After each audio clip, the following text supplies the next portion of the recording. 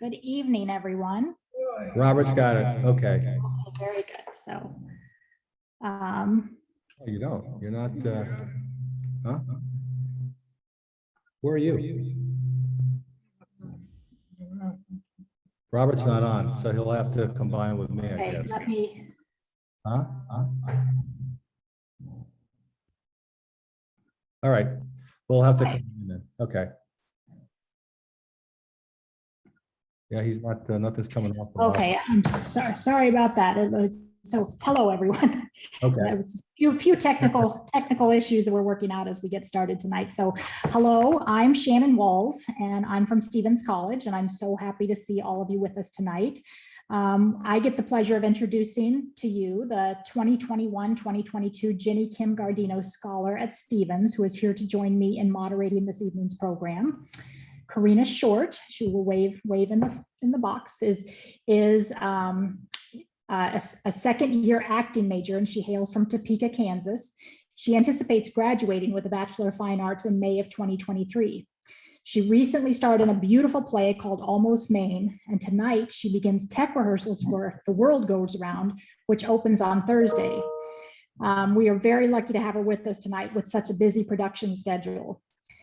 The Jenny Kim Gardino Scholarship has been funded by the generosity and tenacity of Jenny's husband, Vincent Gardino, and her brother-in-law, Robert Gardino, who are with us tonight as our presenters, and their many friends and family, many of whom are here with us tonight. So Jenny was a 1982 graduate of Stevens College in the business program, but so many of her friends studied theater, dance, and music at Stevens, and she was an avid lover and supporter of the arts. Thus, her memorial scholarship at Stevens was funded to support very talented and very smart Stevens students in the performing arts. Karina Short fits that bill. Jenny Kim Gardino's memory at Stevens lives on through the impact of this scholarship on young women's lives as they journey in her footsteps through Stevens College. And the sales of the book that we will learn more about tonight, Grave Trippers, continues that impact with royalty support benefiting Stevens College. It gives me great pleasure to introduce, as I just did a minute ago, Karina Short. Unfortunately, Karina is experiencing some serious fall allergies this evening, which have taken her voice from her. So she stopped by my office earlier today to inform me. So we made a deal that I would get to read her part as well. So here goes that. So I will get started with that. So cemeteries are fascinating places. They are in fact peaceful, welcoming, and full of wonderful stories. In Grave Trippers, which was published in 2019, brothers Robert and Vince Gardino tell the stories of their visits to the grave sites of noted historical personalities. Excuse me. On the East Coast to rediscover the remarkable people buried there. The Gardinos hope to dispel the notion that cemeteries are dark and depressing places. In addition to the stories, the book also provides detailed directions so that you too can become a grave tripper. So now let me introduce you to the brothers themselves. Robert Gardino is a native New Yorker.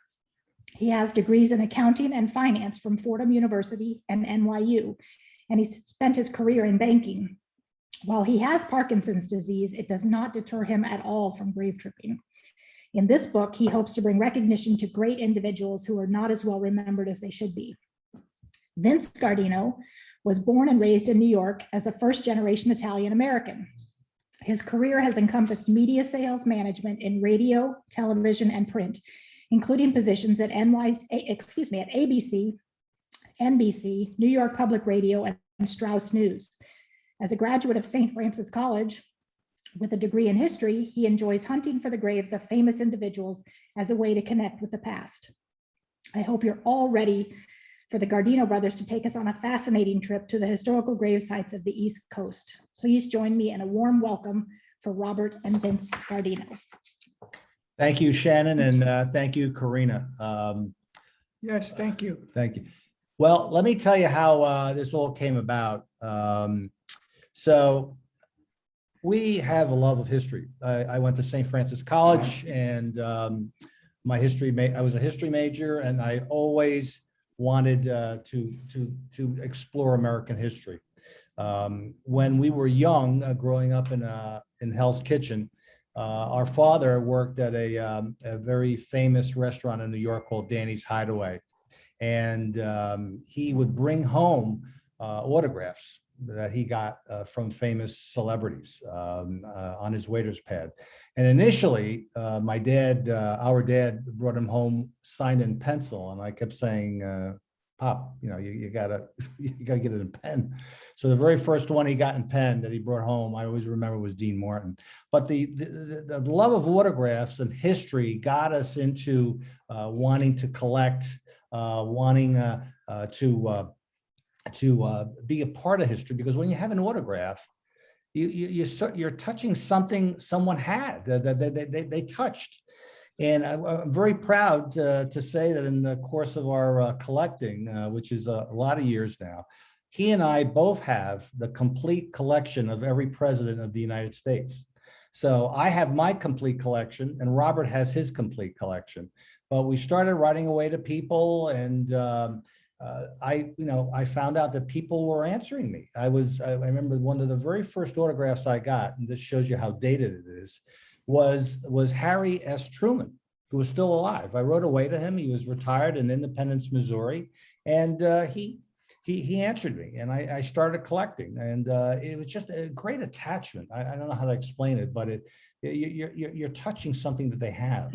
Well, our love of history took us inevitably to Washington, D.C. in 1995. And we wanted to go to Arlington Cemetery to pay our respects to President Kennedy, because we both remember very vividly his assassination in 1963 and that weekend and the trauma that we all went through. Well, we ended up going to Arlington Cemetery, and we were kind of transfixed, because not only were we impressed by the Kennedy gravesite, but we found out that there was another president buried there also, William Howard Taft, who not only was he president, he was Chief Justice of the Supreme Court. And there were also other luminaries there. And quite frankly, we were kind of surprised that we saw the fighter, very famous fighter, Joe Louis, buried head to head with Lee Marvin, the actor. So it was things like that. And we sort of got into, well, you know what, whenever we had the opportunity in the tri-state area, we visited cemeteries and paid our respects. And there was really nothing, and I want to say this up front, because it's been asked of us in every interview we've done. Is it macabre? Is it spooky? No, it's not. It's a combination of culture, and it's a cultural experience and historical experience. What we're doing is paying our respects to the people that lay buried. Okay, so how did grave trippers come about? So fast forward from 1995. And by the way, here are some of the photos, autographs in our collection. You got Sophia Loren, and you'll pass them along as I tell them the story of how we started. His Grace Kelly. But fast forward to 2014, my wife Ginny Kim Gardino, who the scholarship is named after, passed away. And at that time, Robert and I, to sort of overcome our grief on the weekend, we always planned on doing different things. And we visited our very close friends, John and Melissa Capuano in Boston on the 4th of July. Well, we got up there on a Friday, and Saturday morning, we were having breakfast, and they said, well, what do you want to do today? And I said, well, we'd like to go to a cemetery. They said, what? You want to go to a cemetery? And I said, yes, you got one here. It's called Mount Auburn. It's a pretty famous one. We've never been to it. And there's some very famous people buried there. So they were like, okay, if that's what you want to do. Well, we went there, and they got hooked. They actually got hooked. They thought it was fascinating. We took them to all these places, and Melissa in particular was an incredible grave spotter and finder. I remember she found Arthur Schlesinger, one of Kennedy's aides, in a corner. And trying to find people in a cemetery is not an easy thing. Which is why in our book we put precise, and I mean precise, directions to the grave. So you're not going to get lost. You don't need a cemetery map. But they said to us, and they planted the idea of, you guys ought to do a series, and you ought to do videos, and you guys are natural, two brothers, and the sibling rivalry and all that sort of stuff. Well, we did. I don't know. We did, and we ended up filming a series of videos, which everyone can see afterwards on our website, gravetrippers.com. It was produced by Powderhouse Productions, and we submitted it to our. We had an agent. We got an agent, and he submitted it to PBS, and we were approved for a series. They wanted 13 episodes. And the only problem is when they want 13 episodes, you got to pay for the episodes, which would have been over $1 million. And unfortunately, we didn't raise the money. I didn't have the time. I was working, and it just didn't work out. But we do have the videos in case you want to see them on the website. They're quite entertaining. The initial one is at Mount Auburn, and the other 2 and 3 are at we call it our home away from home, Woodlawn Cemetery. Anyway, we then were lucky to have an article written about us by Helene Stupinski, who we've gotten to know quite well, a very, very talented writer in her own right, who's written a series of books and about to come out with another book very soon. Well, anyway, this article, which we chronicled us going through graves in Woodlawn Cemetery, appeared in 2017. And it was, I'll never forget it, it was on the in the Sunday New York Times Metro section, first page. And it was huge. It was like 2/3 of the page. We were kind of blown away. And then we thought, you know what? Since we haven't gotten a chance to do a TV series, why don't we write a book? So we wrote a book, and I'll turn it over to Robert now, and I'll tell you how the book, Division of Duties, and how that all came about. Well, the writing of the book, I was the primary author because, as Vincent may have said, he had no time to raise money because he was working. Somebody had to pay the rent. I'm retired on disability, so I wrote, I'd say 90% of the book. The original title of the book was supposed to be, or I suggested, I'm telling you, he's right over there. But our publisher from Camino Books, Ed Jokowitz, said that he said that is too comical. He said, this is your first book. He said, you got to let people know who you are. So he said, go with the title of what your videos are titled, Grave Trippers. And he said, please come up with a subtitle for the book. Well, I called friends and relatives, and I got a million suggestions, but finally I nailed it down to History at Our Feet. So that's how the title came about. And the book is in softcover, paperback edition, and it's a book we're very proud of because we outlined our hobby and our love of history, and we think everyone who is interested in history will get a kick out of the book. Well, that's Robert. That's a great recap of how the book came about, and our thanks to our publisher who believed in us and published the book and did a great job. And it was initially being authors, you always wanted it in hardcover, but he said no, it'd be paperback, that way it'd be easier. And he was absolutely right. We wanted this to serve as a guide and an introduction to our hobby, and what it is it's easy to put in a backpack. You don't want to pull out a hardcover and start thumbing through it. Anyway, let's jump in and then talk about this evening's profiles. And first of all, the cemeteries. These are all the cemeteries in our book. Arlington National Cemetery is the first chapter, followed by Mount Auburn. Woodlawn Cemetery in the Bronx has the most people in the book, nine individuals profiled. Greenwood in Brooklyn. Hollywood Cemetery, which boasts, believe it or not, 3 presidents. That's actually a trick question. West Point Cemetery, Laurel Hill Cemetery in Philadelphia, Kensico Cemetery in Westchester. And this was actually my idea, non-cemetery graves, people not buried in a cemetery. For example, Thomas Edison, who died 90 years ago today, is buried in the back of his house. Grant and Grant's tomb is not a cemetery. Anyway, why don't we go to the evening profiles? And I think Robert's going to start it off with Edwin Booth, and that's a very interesting tale. Edwin Booth made our book because he is the brother of the notorious Lincoln assassin, John Wilkes Booth. he made our book because the ironies involved in his relationship with Booth and Lincoln were so fascinating to me that I said, we have to put him in the book, Vincent. This photo you're looking at right now is the Mount Auburn entrance to cemetery. And this is Edwin Booth's gravestone. You can see it's quite impressive. Edwin Booth was born into a theater family. His father's name was Junipus Booth. He was a well-known theater actor, and he had 3 sons, which Edwin Booth was the oldest, and Edwin Booth surpassed his father in fame. He was a very popular man because of the theater. He was like a rock star at the time. And the irony regarding is with his brother John Wilkes Booth. John Wilkes Booth was a Confederate sympathizer. Edwin Booth was a Lincoln supporter and an abolitionist. And Abraham Lincoln himself, in 1863, saw Edwin Booth on stage performing his signature role of Hamlet. The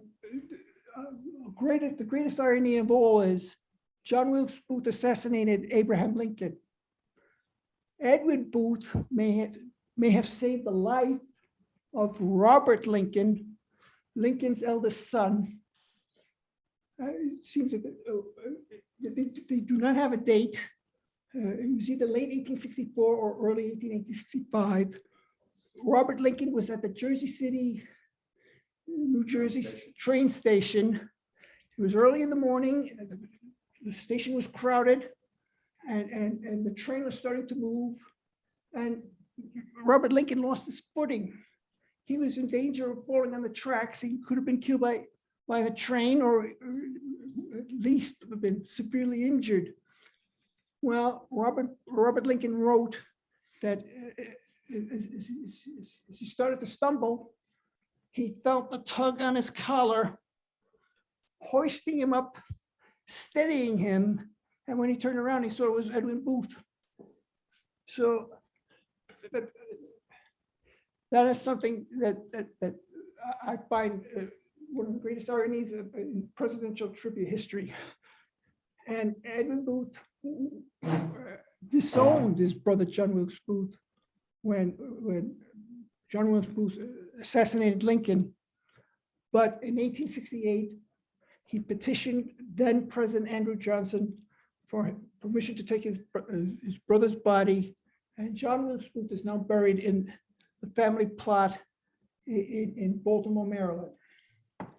So Edwin Booth, as you can see, has a very remarkable headstone.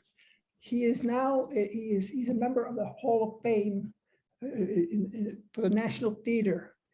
And as I said, his trademark was Hamlet, the role of Hamlet. And he was a very popular man until the day he died. Okay. Nellie Bly. So Nellie Bly is a very interesting woman. Nellie Bly is actually the pen name of the trailblazing female journalist, Elizabeth Cochran Seaman. And here you see the entrance to Woodlawn Cemetery in the Bronx. As a matter of fact, my brother and I are going to be paying a visit there on Wednesday with our friends, Vince and Denise DeJamo. Another grave tripping trip. We just can't get enough of it, neither can they. But anyway, her journalistic career started in Philadelphia, Pittsburgh rather, at the Pittsburgh Dispatch. From there, she went to work probably at that time, the most famous newspaper in the world. It was called The World, and it was owned by Joseph Pulitzer, of whom the Pulitzer Prize is named after. Her first launch into fame was a major investigative expose of a woman's insane asylum on Blackwell Island, which is now Roosevelt Island today. She got herself committed for 10 days, no less. So she was in a nut house for 10 days, and she finally got released at the behest of Joseph Pulitzer and the world. And she wrote an expose called My 10 Days in the Madhouse, about the deplorable conditions that existed and how ill-treated the patients were. Her next, I guess, jump into fame was really, really, really interesting, very, very theatrical. Well, everyone, I think, is aware of the famous novel Around the World in 80 Days by Jules Verne. That was written in 1872. In 1889, Nellie and the editors and Joseph Pulitzer came up with the idea of her going around the world in less than 80 days. Now, it wasn't a record because the book was fiction, but they used 80 days as a barometer, and she wanted to do it in less than 80 days. Well, she left New York and traveled across the globe via steamer, carriage, train. And she filed reports every day that were highlighted in the world. So it made for just an exciting, entranced reading as to where she was, what she was doing. And she traveled by herself with only I was going to say a tote bag, a little garment bag, a little garment bag where she had all her personal effects. Well, she ends up in San Francisco, and they found out, according to whatever schedule they had, she was 2 days behind schedule. So Pulitzer kind of got nervous, and what he did was he chartered a private railroad car to take her across the United States. So she made it to New York in, guess what? She did it in 72 days, 8 days less than the famous novel. So that really, really put her on the map. Now, in 1895, she married a very, very rich steel magnate. Now, she was 31 years old. He was 74, okay? So she left journalism and she ran the company with her husband. As a matter of fact, she actually became an inventor. She has the patent for the steel oil drum. Okay, so that's a Nellie Bly, Elizabeth Cochrane Seaman invention. Well, in 1904, her husband died, and unfortunately, her business acumen did not match her journalistic expertise. And through that, unfortunately, in a fraud that was perpetrated by an employee, the company went bankrupt. But she kept her hand in social issues of the day. And in 1913, she covered the suffrage march in New York City for the New York Journal. And the New York Journal was owned by Joseph Pulitzer's arch rival, William Randolph Hearst. Anyway, she also continued reporting for the Journal, reporting on the Eastern Front of Europe during World War I. Sadly, she died at the very young age of 57 due to pneumonia. And as you can see from her gravestone here, she laid in an unmarked grave for quite a while. And in 1978, the New York Press Club erected this in memory of her. Truly an interesting career, really a trailblazer. And, you know, Barbara Walters and Diane Sawyer and all the people today, Katie Couric, who's got her book, can really go back to Nellie, because she was the first journalist, a female journalist who did her own thing. So next we go from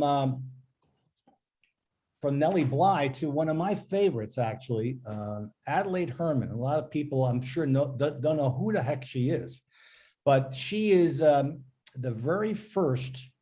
There's Woodlawn again. We're actually going to be paying a visit to Adelaide's grave with Denise and Vince on Wednesday. But she's the and there's the gravesite. I'll get into that in a second. But she's the very first famous female magician in the United States. As a young woman, she studied acrobatics and dance, and she met her husband, a very, very flamboyant magician called Alexander Herman, who billed himself as the Great Herman. And they met on a boat when she was traveling with her mother, and she became entranced, and it was a whirlwind courtship, and they got married by the mayor of New York City. She then became a assistant in his magic show.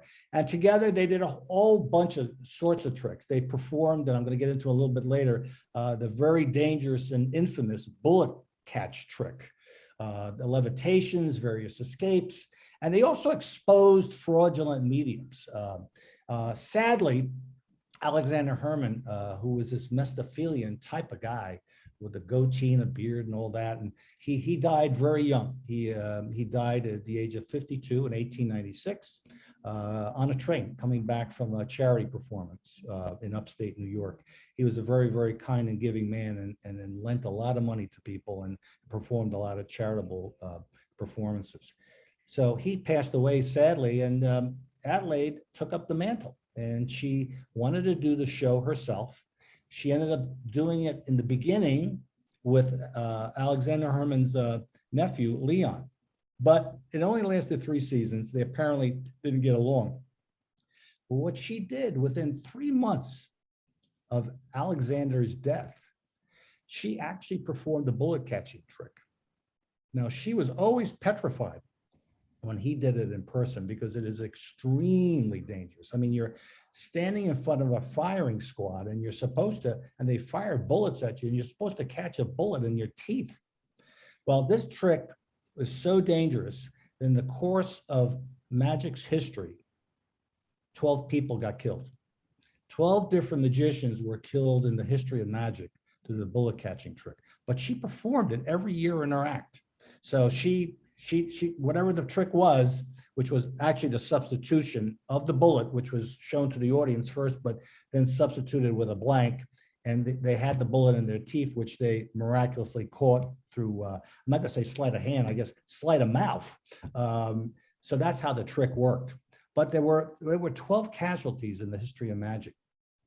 Now, she had 2 illusions that she was very, very famous for. One was the Phantom Bride, where she hypnotized this girl in the audience, and they dressed her in white, and all of a sudden they hypnotize her and she levitates her on stage, and then puts a white sheet on top of her. Okay, so she's dressed in white, she's a bride, she's got the white sheet, she takes a hoop, puts it around her and makes sure there's no wires, nothing holding it up. And all of a sudden, whisk, she takes away the sheet and there's nothing there. It vanishes. So she's definitely a Phantom Bride now because she's nowhere to be seen. Anyway, her second most popular, and actually the most popular vaudeville illusion she had was entitled Noah's Ark. Noah's Ark. She had an ark on the stage, and in the chimney of the ark, they started pouring water to simulate the flood.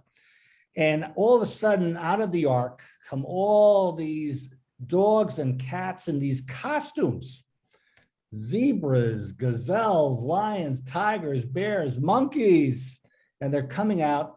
And all of a sudden, doves fly out. After all the animals come out, white doves come out of the ark. And all of a sudden, the ark opens up. And who's in there? A woman lounging in the ark, dressed in white.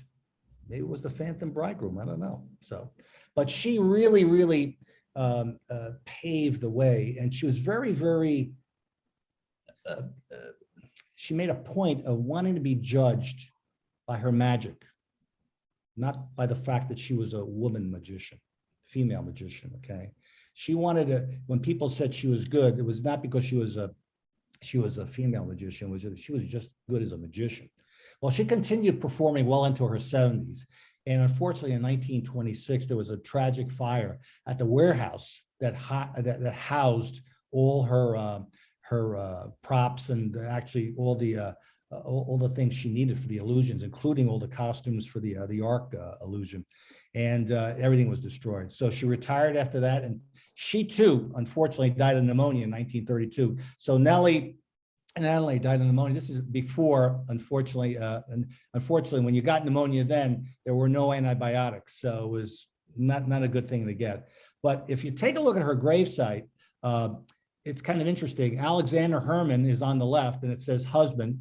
In the middle is her mother. And on the right it says wife. And that's where Adelaide is.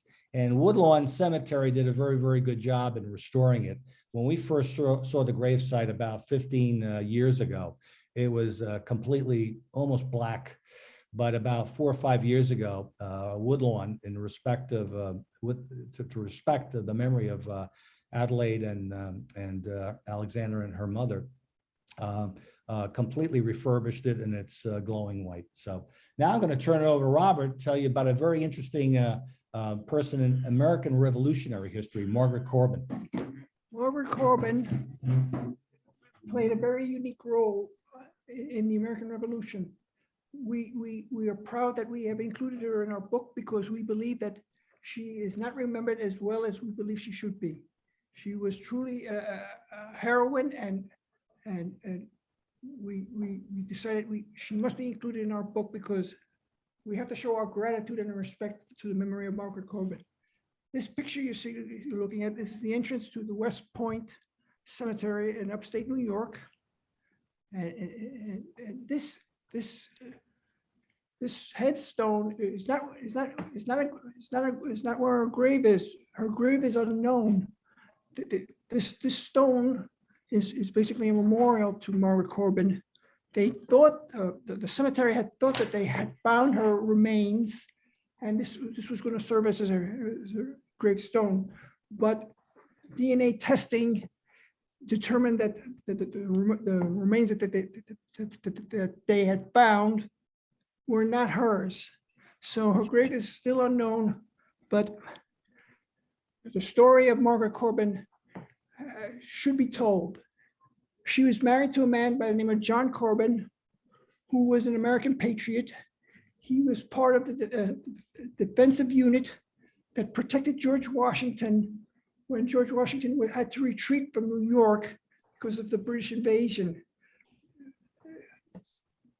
John Corbin, as part of a garrison, is set up on a hill, and he manned a small cannon, which he fired at the British forces. And his wife, Margaret, was with him. She acted as a nurse, so she had permission to be with her husband in case of medical need. But as it turned out, John Corbin was killed from fire, and so. But Margaret Corbin, you can realize she's under fire herself, and she did not try to run away. She kept her composure. She took up the cannon herself and fired at the British forces, and in her way she helped George Washington escape from British forces. But unfortunately, Margaret Corbin was severely wounded herself, and she was taken prisoner. But due to the severity of her wounds, the British forces let her go. And when word came for what she did, well, the American Continental Congress awarded her 1/2 of a soldier's pay for life. So she is, in essence, the first female woman to ever receive a military pension. And we think she should be remembered more for her great deed during the American Revolution. So we are proud to say that she's part of our book. That's it. Great, thanks, Robert. So Helen Keller. So Helen Keller is pretty famous, and rightfully so. What a life she led, and it's an interesting story how we came on her resting place. But she was born in that's her resting place in actually the basement of the Washington Cathedral, and I'll tell you the story about her resting place in a second because it's quite interesting. Well, Helen was born in Tacumba, Alabama, down south, but she lost her sight and hearing at the age of 19 months. Her parents contacted, of all people, they contacted Alexander Graham Bell. I was about to say Alexander Herman. No, they couldn't contact him. He was long gone. But they contacted Alexander Graham Bell because they thought maybe he could help her regain the speech and hearing. He couldn't, but he put them in touch with Anne Sullivan, who was a noted teacher of the deaf and the blind in Boston. Well, she was lucky that she got Aunt Sullivan. She was taught by Aunt Sullivan reading and writing by spelling words on her hand. The very first word that Helen learned was doll. And she learned to speak with the Tadona method. The Tadona method employed taking your fingers and putting them on the lips of a person and the throat to simulate the sounds of what speech is. So she got to learn all this by Anne Sullivan, and it's chronicled very, very well in the movie The Miracle Worker, which stars Anne Bancroft, who is in our book, and Patty Duke Aston. Patty Duke played Helen Keller, and Anne Bancroft played Anne Sullivan. It's a great movie, and it's a testament to the fortitude not only of Helen Keller, but the fortitude of Anne Sullivan, having the patience to do all this. Now, she did so well and was so brilliant, Helen Keller, that she was actually a graduate of Radcliffe College at Harvard University. So she graduated from Harvard University. She wrote 14 books in her life. The most famous one was The Story of My Life in 1903. She also wrote a biography of Gandhi, of all people, and numerous books on animals. And she lectured extensively. Now, an interesting tale about Helen Keller was that she had a romance when she was very young, and she became romantically involved with a newspaper reporter who was covering her, and they actually became secretly engaged. And her mother got wind of it, and she put the kibosh on it. She quashed it for reasons unknown. So I actually feel sorry that happened for Helen, that she did not get a chance to get married. But she was active in a lot of causes. I mean, this woman knew no bounds at all. I mean, she was on the board of the American Foundation for the Blind from 1924 to 1968. She was a founding member of the American Civil Liberties Union and a very ardent supporter of the NAACP. Now, Anne Sullivan died of pneumonia in 1936. And her place was taken by Polly Thompson. Now, Polly Thompson and Helen did a lot of things together. They as I mentioned before, Helen lectured extensively, and they traveled to 35 countries across the globe.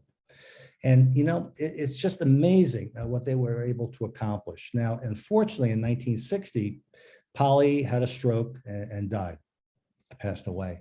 And the following year, 1961. Helen had a series of strokes, which really incapacitated her and severely limited her travel. And she died in 1968.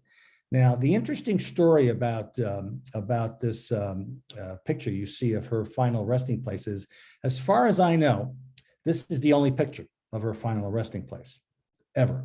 Now, when Robert and I would go visit the National Cathedral, we'd see President Woodrow Wilson is actually in a bay on the main floor to the right. So he's easy to find. You go to the bay on the right, and there's Woodrow Wilson. And when you go downstairs in the basement, you also have Admiral Dewey, easy to find. But Helen Keller was always behind this gate, and it had a sign, behind this gate lies a columbarium with the cremated remains of Helen Keller. And I was like, well, I'd love to pay my respects, but I can't get in, it's locked.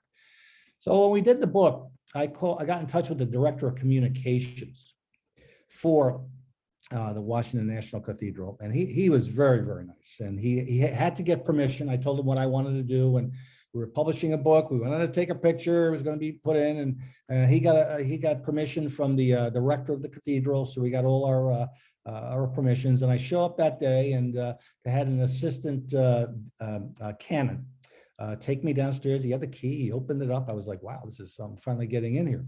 And so we get in, and we go in the small room. It's a columbarium, and and it's not big at all. And we can't find her. Like, where is she? So he says, I know she's here. This is what he told me. It's like, I said, I presume so. You got the sign outside.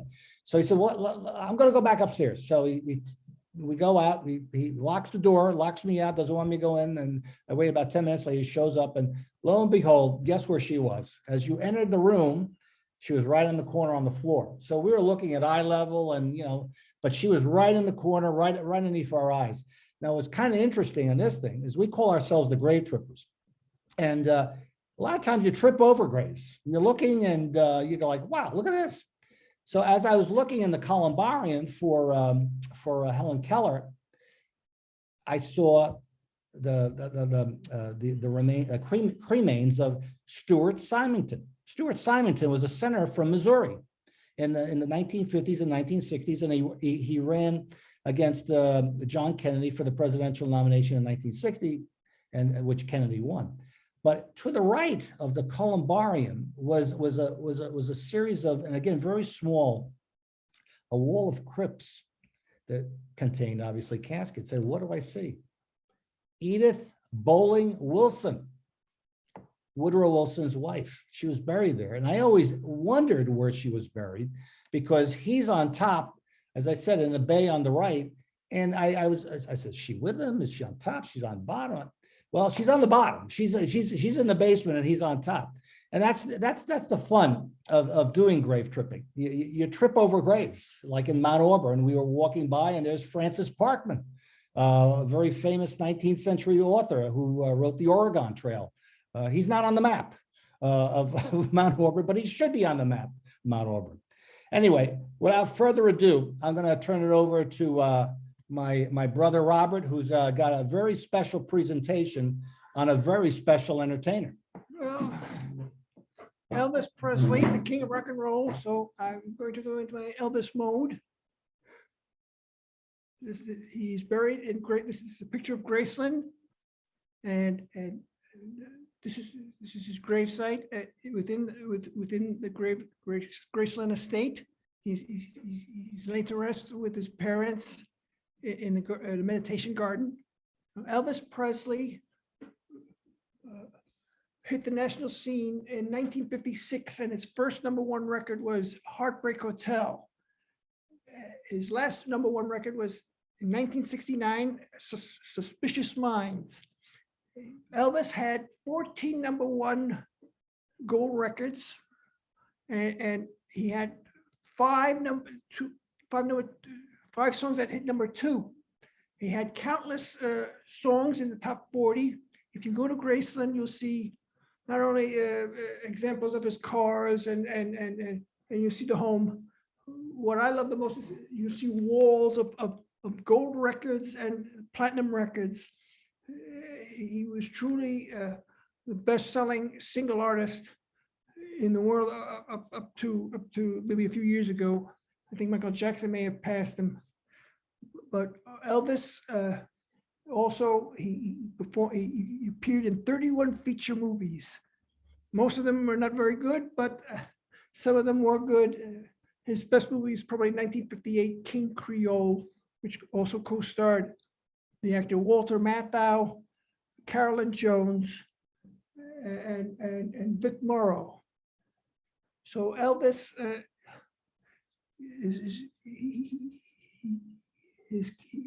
after he made his movies, he did it in 1968. He did a 1968 comeback special television show, and that program launched him.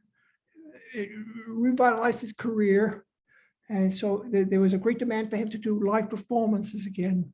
And so he went to Vegas, and his career peaked in 1973 with the Aloha from Hawaii satellite show special, which it was estimated that over 1 billion people saw that concert. Elvis passed away in 1977, most likely due to a heart attack, which was brought on by drug abuse and a poor diet. but the king of rock and roll, he lives on. And I think we're going to be talking about him for a very long time. So that's it. Well, we have the final slide should show how you can help yourself. I don't know if you want to go to that, Shannon. Okay, so in our book, we had mentioned this. I think this is very important to note. Whenever you go to a cemetery, and we just came back from a West Coast trip where we visited cemeteries in Los Angeles and San Francisco. We had the cemetery maps, and we got lost all the time, so nothing's changed. What we wanted to do with this book as an introduction to our hobby is to make it easy, at least the first time, to find these people. So in addition to the fun facts, which was Robert's idea, we have precise directions to the graves. You're not going to get lost. Now, these directions will significantly reduce your time in finding them. And the additional tip I found interesting, there's it's actually sort of like the Bible. It's a website called findagrave.com. And they've got pretty much 98 to 99% of every significant person on that website. And a lot of times what I'll do is I'll go on there if I'm going grave tripping and take a look at what the stone looks like, because I don't have my precise directions with the book. I have a cemetery map. But if you have an idea what the stone looks like and what surrounds the stone, it makes it much, much easier to find. And that's I think what you want to do now is maybe go to questions, if anybody has any questions.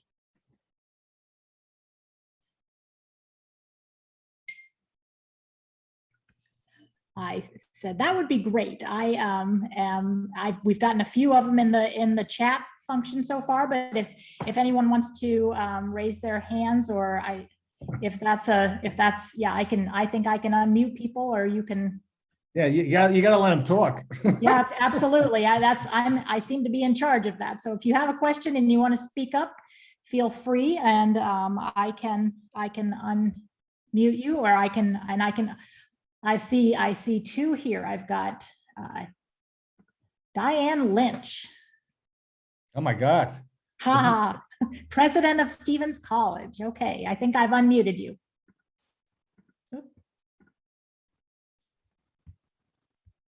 Diane. I'm working on it. I think Okay. I know. Can you hear me now? There we are. Yeah, we can hear you. First of all, thank you for this. This has been so great and so interesting, and I'm loving every minute of it as somebody who cares deeply about feminist history. Mhm. And you chose Nellie Bly, who is one of my heroines in the world. Most people don't even know about Nellie Bly. There are a lot of people in the book that are forgotten. Yeah, yeah. And you are doing that. You are bringing those to the fore. So I asked this in the chat, but how did you pick? There's so many extraordinary women. How did you pick? Well, I don't know, Robert. You answer that question. Over to you, Robert.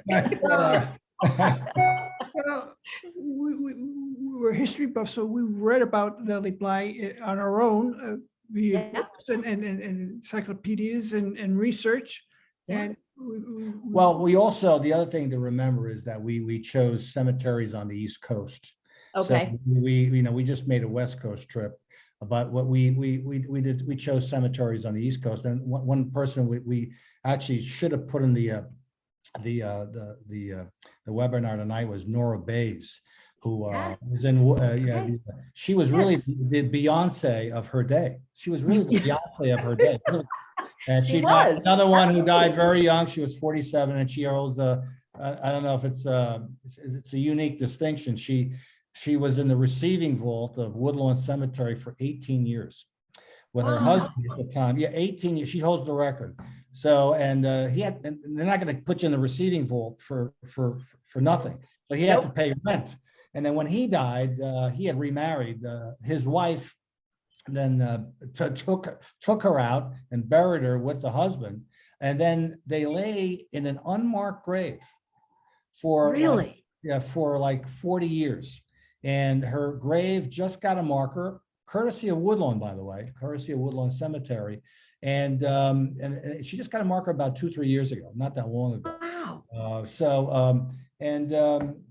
It's there are a lot of fabulous, famous women, and we thought we did the best, but it was not easy to pick. And then you got Margaret Corbin. Margaret Corbin. I mean, Robert was very enthusiastic about. And when I first heard about her, I said, "Who's that?" And, Robert was like, what are you talking about? You're the history major, not me. I'm accounting. So, yeah, I think we, as I said, we wanted to make our book an introduction, really. But there's so many great female trailblazers, and Adeline Herman too. I just found out. Adeline Herman. Well, Yes. Adelaide, I had no and idea about Adeline Adeline Herman. They're not in Find a Grave. I was like, this is an atrocity. So Robert and I are going to do some research and get a bio and some pics and submit it to findagrave.com. They both should be there. I mean, they're both famous, and they're equally famous. But yeah, no, it was Nellie Bly is actually, I was trying to get her autograph the other day. When I actually went on eBay. Yeah, I got Nora Bates. I got Nora Bates about 2 months ago, but I wanted to get Nellie Bly, and there's nobody on eBay offering her. She wouldn't have done that. Imagine she laid on an unmarked grave for a lot of years too. It's just amazing, and that's what you mean about paying respect. Yes. And Woodlawn Dorothy Parker. Yes. Dorothy Parker lay in her cremated remains. Dorothy Parker's cremated remains lay in her lawyer's file cabinet for like 20 years, and they were just put in Woodlawn Cemetery maybe about, I'd say 6-7 months ago, not years ago. And the family, not Woodlawn, but the family erected a very beautiful monument to her that Robert and I are going to see on Wednesday. That's on our to-do list when we grave trip at Woodlawn. We want to see Dorothy Parker's final resting place. Another great supporter of the NAACP and social causes.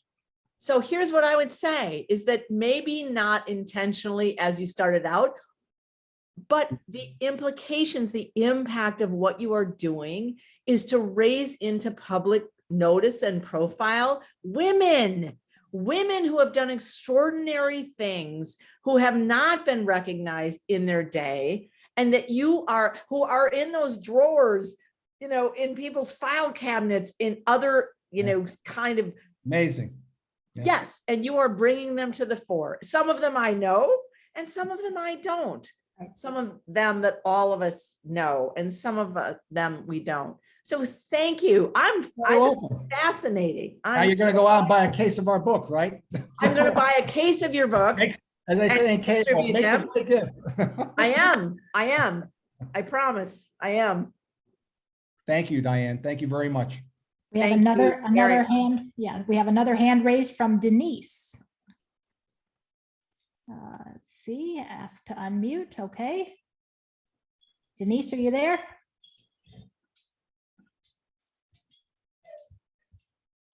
Hi. Talking permitted. I asked. So, okay, well, I will read a question from the chat. Denise, I think if you can hear us and you can come on, you can go for it. So, okay. So Al Aish says, so glad to participate and hear the historical exploits and adventures of my first and favorite elementary 5th grade class student. Very well done, Vinny and Robert. Thank you, Brother Aish. Vinny was he's Brother Aish to me. And by the way, I'm no longer a Vinny, I'm a Vince. Anyway.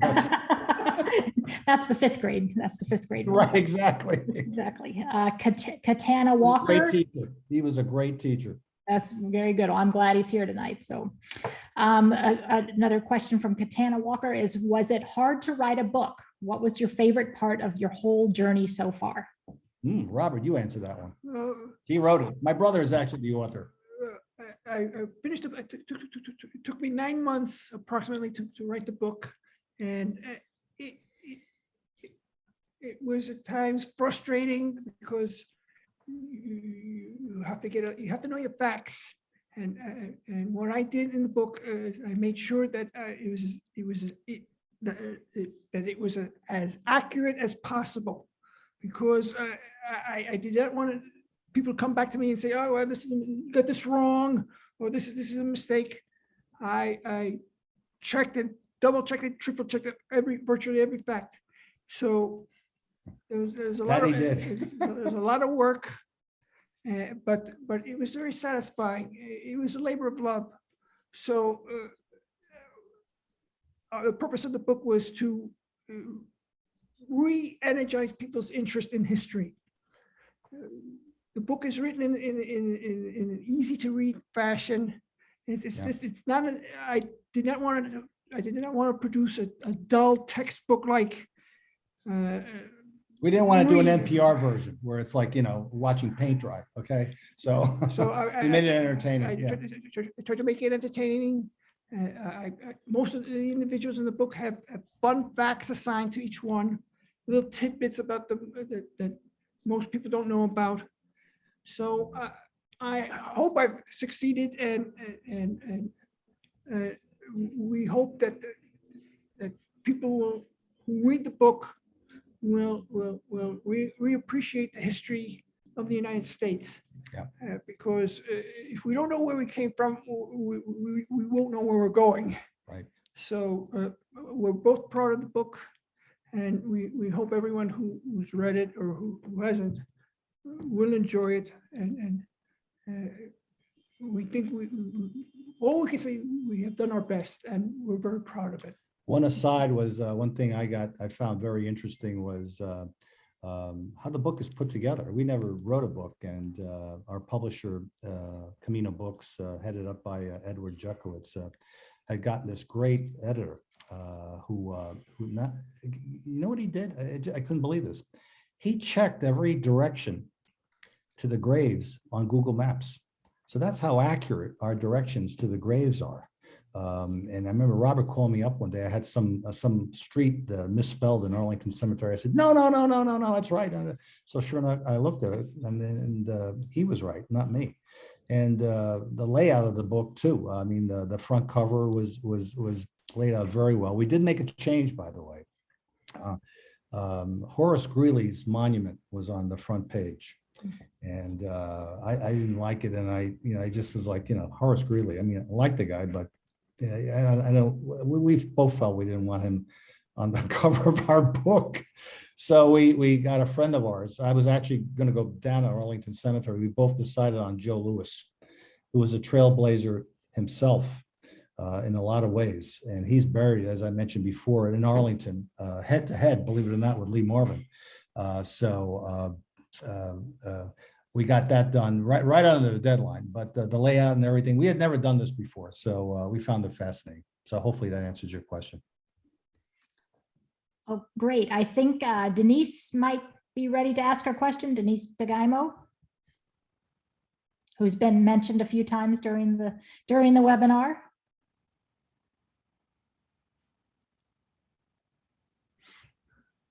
I guess not.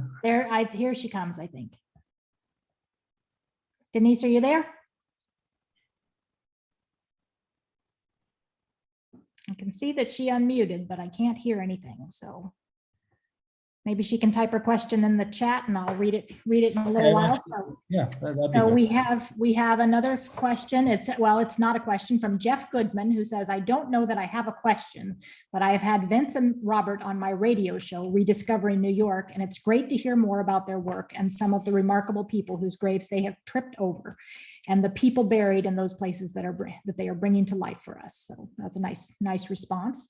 Another question says, yeah, that's all about New York. Yeah, go ahead. Terrific. Another question is, have you come across any women of color who may have been buried in colored cemeteries and or not formally buried at all?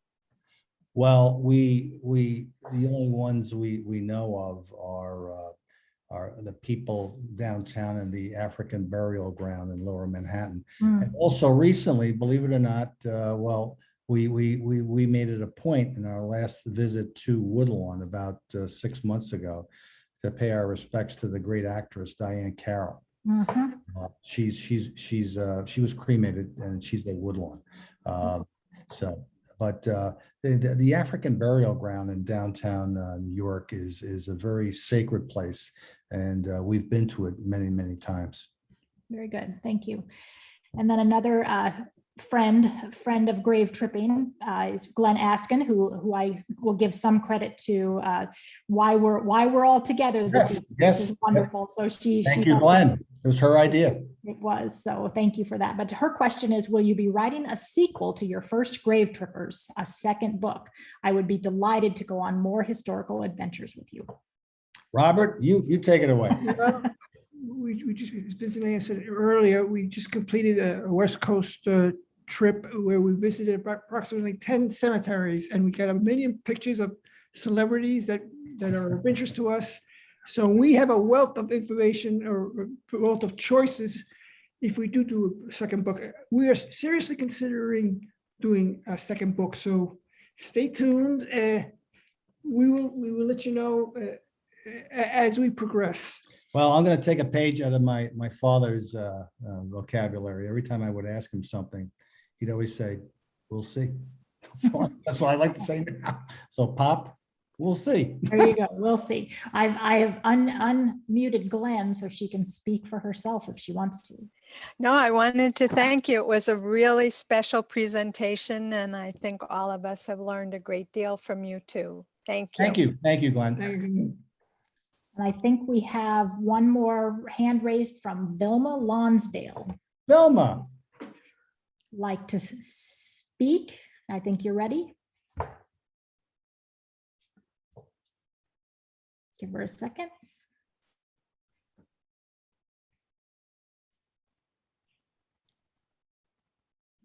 Give her a second. And I've got one more comment that says, I don't have a, this is again from Diane Lynch, but she says, I don't have a question, but just want to say that this has really sparked my interest in history.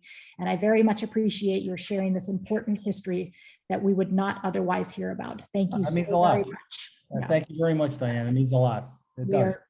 And I reiterate that as well. I've been grateful to have the opportunity for both of you to join my pool of friends, and it's been really great to get to know you both, and I'm grateful for your time this evening. So You can see we're an entertaining duo here. you are. I think Velma might be ready to speak.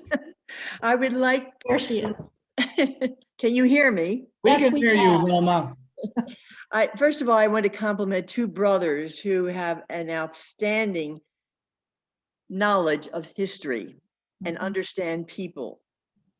And they have a very entertaining dialogue that you have demonstrated. And I think that clearly demonstrates brotherly love. They're remarkable two men. And you know, we have unique talents. As I said before, we're a very unique performing duo. I can actually wiggle my ears.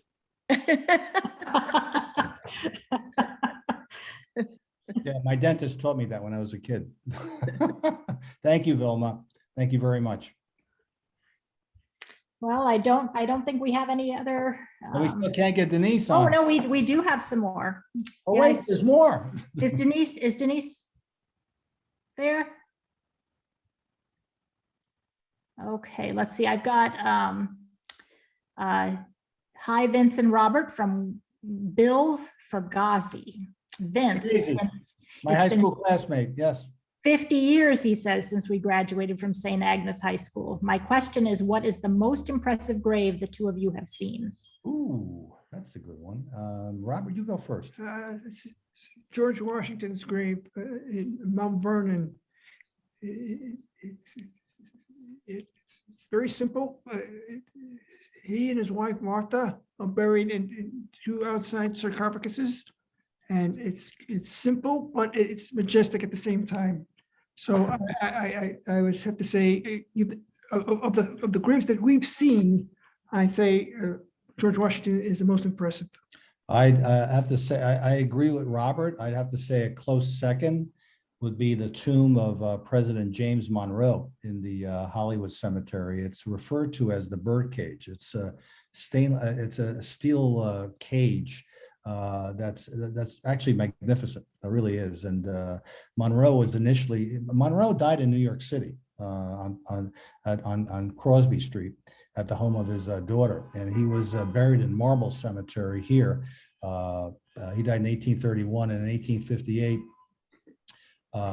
the state of Virginia wanted to transport his remains down, and permission was granted. He was exhumed, and he was actually, they took him to City Hall in New York, and he lay in state there for a couple of days before he made his journey to Virginia. But the tomb, I had always seen it, pictures of it. And when we finally got to Hollywood Cemetery, with Jim McPherson, who wrote the foreword to our book, it was just magnificent. It's just, it's an architectural masterpiece. It really is. But I would have to agree with Robert. You know, when you're standing in front of the tomb and the remains of the father of our country, you know, we wouldn't be here if it wasn't for him. One person we want to see, maybe we'll get to see him next year. We want to take a trip to Springfield, Illinois, and see where Abraham Lincoln is buried, and as well as the museum and the home that he lived in. So, but yeah, George Washington, it's just, you really can't put into words when you're standing. He's like maybe a foot or two in front of you, and you're going, wow, that's the father of our country. There you go. That's right. Yeah, that's where it all happened. Yeah, great bravery, and you know, he literally put us on the map. Mhm. Okay. For sure. I do have Denise's comment and question here in the chat now. It says, I was going to ask you when your next book will appear, though I think Diane has given you the idea for your next book. It's not in your book, but I recall that you are responsible for a major correction at Arlington Cemetery. Can you talk? Oh about gosh, oh boy, oh yeah.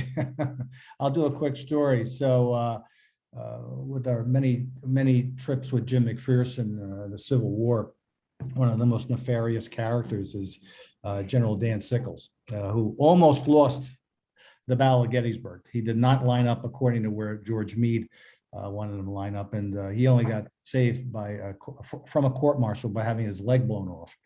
Anyway, he's we went, I don't know how many years ago, to see his final resting place. He died in 1914.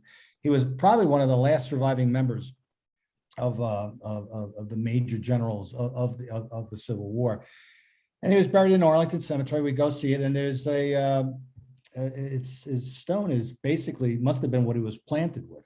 You know, it was so weathered, and I looked at it and I was like, wait a minute, he's a Congressional Medal of Honor winner, which is another story, in that he served one term in Congress, Dan Sickles. And during that one term in Congress, Dan Sickles introduced a resolution in Congress to award himself the Congressional Medal of Honor for bravery on the battlefield of Gettysburg. Well, guess what? It passed. He got himself awarded the Congressional Medal of Honor. But the thing is, I thought, and I'll explain it as we go along, all Congressional Medal of Honor winners in Arlington, first of all, have pristine white tombstones engraved in gold. So I sort of, like, you know, tongue in cheek, say, well, I'm appalled that, you know, Dan Sickles doesn't have this. And so I go back to, I remember I was at my desk at WNYC Radio one afternoon, and I called up, and I was going to write a letter to the superintendent or operations director of Arlington. And I call up, and they gave me his name was John. I forget. His father had buried Ken. It was a father-son team. Well, the son was now in command, but she said, would you like to talk to him? I said, sure. I said, next thing you know, I'm talking to this guy. And he said, I said, look, I was at your place over the weekend. And I said, I want to point out something to you. I said, you've got a Congressional Medal of Honor winner there that does not have, you know, the gold leaf and the white stone. It's the stone he's got is the one he got planted with in 1914. And he said, no, you know, he's not a Congressional Medal of Honor winner. I said, yes, he is. He says, no, he's not. I said, yes, he is. He says, no, he's not. I said, yes, he is. He said, well, you know, I got over 350 of them here. I said, I'm telling you, he is. And I could hear him typing on his computer, looking it up. And all of a sudden he says, he is. I said, well, I'm representing the Sickles family, and he needs the gold leaf and all that. He says, well, you know, he said, not everybody has gold leaf. I said, what do you mean? He said, gosh, now I can't think of his name. Audie Murphy. Audie Murphy, the most famous soldier, most decorated soldier in U.S. history. Audie Murphy does not have gold leaf. And I said to him, I said, you're right. I said, I know where Audie Murphy is. He's right near the main monument. I said, he doesn't have gold leaf. I said, why? He said, the family did not request it. And that's when I said, well, I'm representing the Sickles family. And I said, he needs the gold leaf. So he said he would attend to it. The next time we went to Arlington, he had a new stone. They replaced the stone, but it still wasn't any gold leaf. I called back and I said, you're almost there. You're almost there. And the very last visit I paid to Arlington with my late wife, Ginny. I remember, and he's on a really steep hill. Ginny and I climbed up that hill, and I actually found it easily. And I looked around, and oh my God, he had the gold leaf. And I remember taking a picture of it and sending it to Jim McPherson. I said, "Look, guess what? I got it done." I was like, I said, "Well, he said the Sickles family owes you and all that sort of stuff." Anyway, that's the story. That's another grave tripping story. I love it. I love it. Here's a question from a Stevens student named Kennedy Jensen.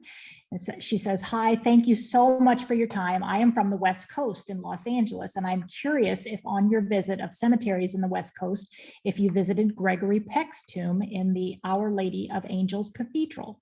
No, we know about it though. The reason we didn't is our time. We spent 3 days in Los Angeles, but we know exactly where he is. There's somebody else in that. He's in a cathedral, and no, we did not. And the only reason we did is we try to go to cemeteries and resting places because the cathedral is a resting place, sort of like the National Cathedral. But we try to go to cemeteries where there were a lot of people that we could see in one fell swoop. We could have easily spent, I must tell you, about a week in Los Angeles. And I think we're both practicing Catholics. That I think maybe the next time we go, we definitely want to go back to Los Angeles, and we'll pay our respects to Gregory. But yeah, we know where he is. We know where he lives. I think I just have a few comments to read. Jeff Goodman says an hour is not enough time, as we have clearly found out. So this is, and he goes on to say, maybe I should host an episode called Grave Trippers Addendums. Hey, that's not a bad idea. Not a bad idea. Not a bad idea, Jeff. Thank you, Jeff. You know where to get us. And William Fragacy comes back and he says, I just wanted to remind Vince that we had a high school photo taken at Grant's tomb. Yes, we did. Yes, it's in, I don't know which yearbook, but it was, yeah.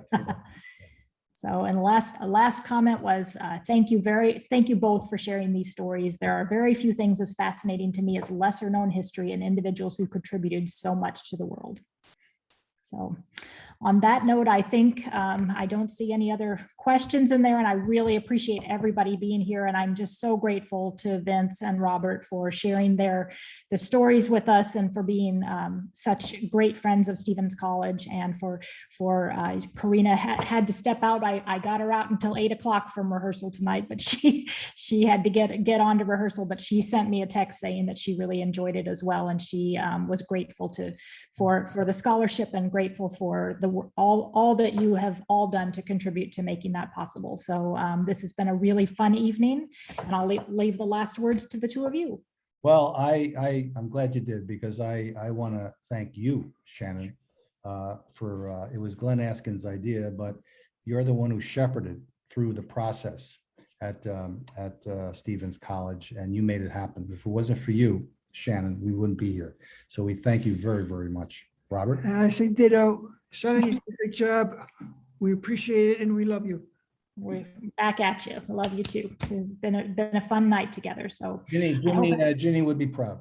Jenny would be proud. That is an absolute. That's a good exclamation point on our nice evening. So thank you all, and I will say farewell, and we'll see you all again soon. See you soon. Thank you very much. Thank you. Good night. Ciao. Ciao. Bye-bye.